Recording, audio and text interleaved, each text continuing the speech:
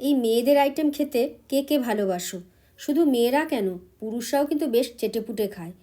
তোমরা ভাবছো এটা আবার কী রান্না, মেয়েদের আইটেম? আরে বাবা, আমি বলছি ভেটকি মাছের কাঁটা চচ্চড়ির কথা। খেতে দারুণ লাগে না? আর এই শীতে কিন্তু অসাধারণ লাগে। তার জন্য বেশ ঝাল ঝাল শুকনো শুকনো করে রান্না করলে পুরো ভাত এই একটা পদ দিয়েই কিন্তু সাবার হয়ে যায়। তাহলে রান্নাটা তো সেইভাবে করতে হবে। তাহলে চলো রান্নাটা করি। তার যে দেখো, ভেটকি মাছের কাঁটাগুলো ভালো করে ধুয়ে নুন হলুদ মাখিয়ে নিয়েছি।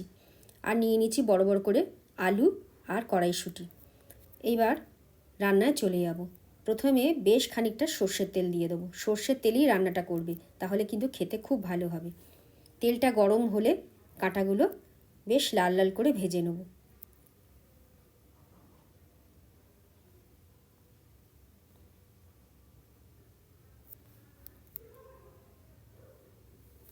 একবারে সব দেব না, দুবারে ভেজে নেব।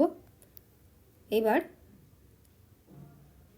এক পিঠ লাল হয়ে গেছে, অন্য পিঠগুলো লাল করে ভেজে নেব।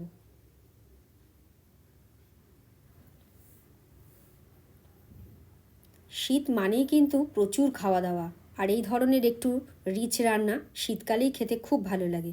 তার জন্যে পুরো শীতেই আমরা মুখিয়ে থাকি এই সমস্ত ভালো মন্দ খাবারগুলো খাওয়ার জন্য। দেখো, কথা বলতে বলতে আমার কিন্তু কাঁটাগুলো ভাজা হয়ে গেছে, বেশ লাল লাল করে ভেজেছি। সমস্ত কাঁটা তুলে নিলাম। এবার বাকিগুলো তেলে দিয়ে দেবো।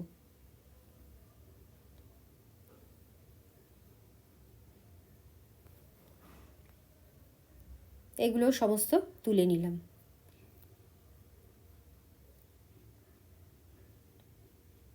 এইবার তেলে দিয়ে দেবো দুটো শুকনো লঙ্কা। শুকনো লঙ্কাটা দিলে কিন্তু ফ্লেভারটা দারুণ আসবে। আর দিয়ে দেবো গোটা জিরে। ফোড়নটা একটু রেডি হলে প্রথমে দিয়ে দেবো আলুগুলো। আলুগুলো একটু লাল লাল করে ভেজে নেব।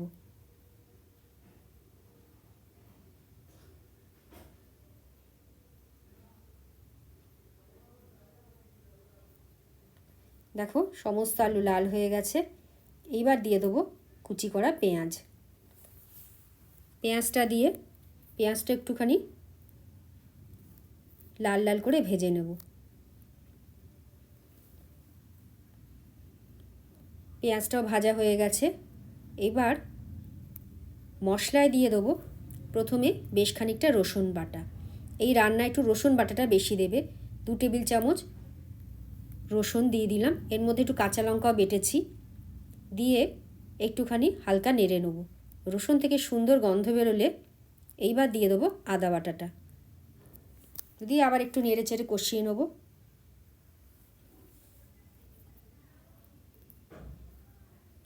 এইবার পরপর মশলাগুলো দিতে থাকবো।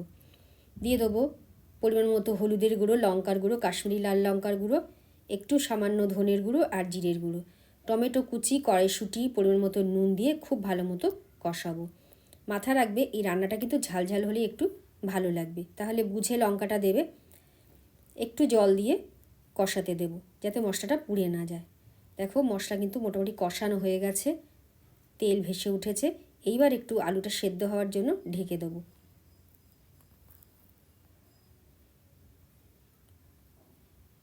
মশলাও কষানো হয়ে গেছে, আলুটাও সেদ্ধ হয়ে গেছে। এইবার দিয়ে দেবো অল্প করে একটু জল।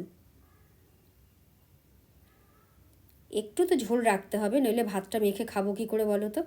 তাই সেই বুঝে একটু ঝোলটা দেবে। ফুটতে শুরু করেছে আমার ঝোল। এইবার দিয়ে দেবো কাঁটাগুলো। সব কাঁটাগুলো দিয়ে খুব ভালো করে মিশিয়ে নেব। মিশিয়ে এবার ভালো করে ফুটতে দেব।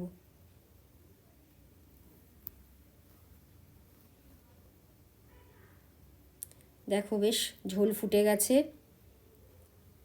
সব কিছু ভালো মতো সেদ্ধ হয়ে গেছে, আর বেশ মাখা মাখা মতো হয়ে গেছে। এইবার দিয়ে দেবো বেশ খানিকটা ধনেপাতা কুচি। ধনেপাতা কুচিটা দিয়ে একটু মিলিয়ে নিতে হবে।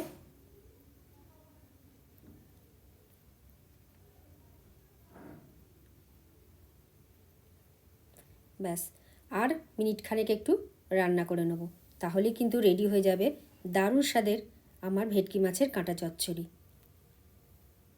ব্যাস, এইবার কিচ্ছু না, শুধু গরম গরম ভাতে পরিবেশন করো এরকম ঝাল কটকটে ভেটকি মাছের কাঁটা চচ্চড়ি। আশা করি তোমাদের খুব ভালো লাগবে। ভালো লাগলে একটা লাইক করে দিও আর কমেন্ট করে জানিও তোমাদের ভিডিওটা কেমন লাগলো। আজ এই অবধি, ফিরবো আবার নতুন ভিডিওর সাথে। সবাই সুস্থ থেকো, ভালো থেকো।